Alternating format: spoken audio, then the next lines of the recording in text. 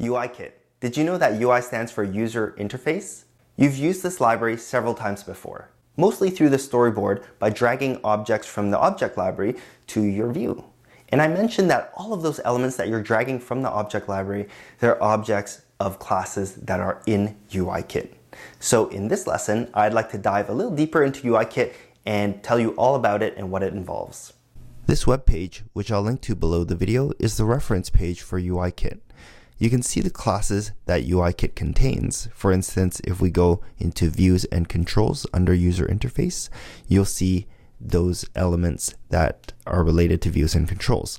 So for example, we have used this UI image view class. If you click into it, you're going to see all of the methods and properties for that class. And some of the more popular elements in UIKit will actually contain an article telling you how to perform common tasks with that class. But if you scroll all the way to the bottom, starting from this grayed out topics area, you're going to see properties, and you can tell that they are property by this var keyword here. That's the name of the property, followed by the data type for that property. If you click into it, and it looks like this page is broken right now, or maybe that link is broken. I'm sure it's going to get fixed soon because that property for a UI image view is the most popular one. It's the one that you set the image to display. Let's try clicking a different one. Yeah, and you should get a page like this that is going to give you a discussion about what that property is and what it does, and it's going to give you some related items. And if you click a function, we scroll down a little bit, you can see that functions have the function keyword. And if you click into that, you will get this one doesn't accept any parameters, so it's kind of a bad example, but if this function did accept parameters, you would see a description of what each parameter is, what it expects, and why you need to supply that parameter. Oh, it doesn't look like.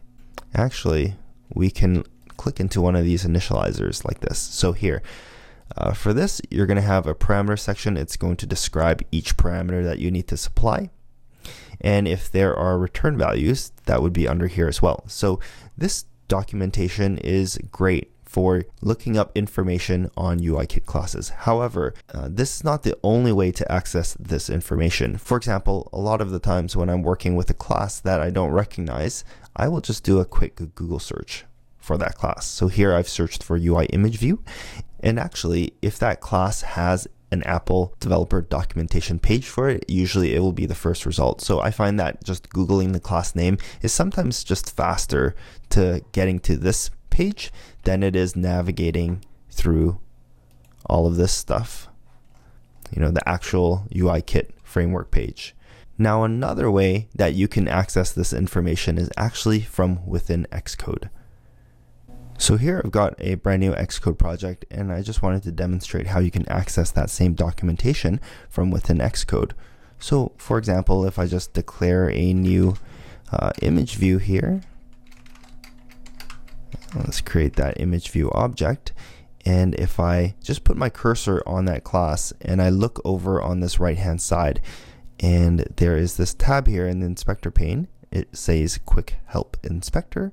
And here it tells you exactly what it is. So it's a class, UI image view. It is a subclass of UI view, which is something you're going to learn in the following lesson, so ignore that part for now. But this description tells you what that class is. And then you can see here it's declared in UIKit, and you can click this class reference link, and it will actually launch this window that is showing you the exact same page. However, this is just from within Xcode. This is the same page that we saw through the website. And we can scroll all the way down here under topics. You can see all of the functions and properties. And actually, let's try clicking this one, the same link that was broken before. Oh, and it works here. So maybe just doing it in app is easier. You don't have to go to Google search or anything like that. All right, so let me close this window for now. We're going to actually get back to this window in just a second, and I'll talk more about that.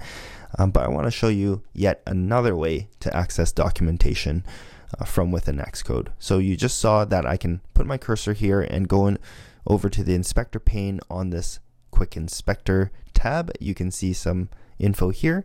You can also just hold down Alt on your keyboard and you can immediately see that if your cursor is over a class name, you see that question mark.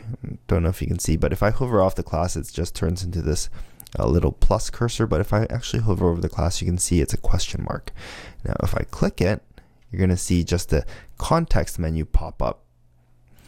And this information is just exactly what's here in this quick help, but it's even faster. You don't have to put your cursor in it and then go over to the tab and change over to this quick help tab or anything like that. And again, from here, you can click on the class reference link and out pops this again. And in fact, it just saved where we were last time.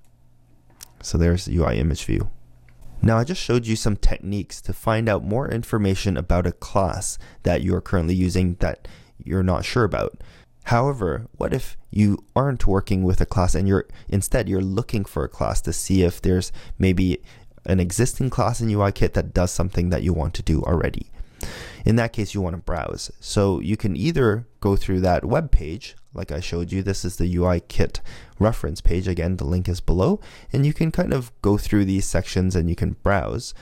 Another cool way to do it is actually from within the app. So in here, you can go up to Window and then look for developer documentation.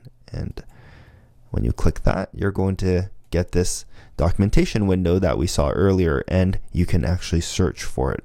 Or on the left hand side, there's this button that will bring this pane out if you don't have it. Under UIKit, you can more easily just click on these different classes, expand these nodes.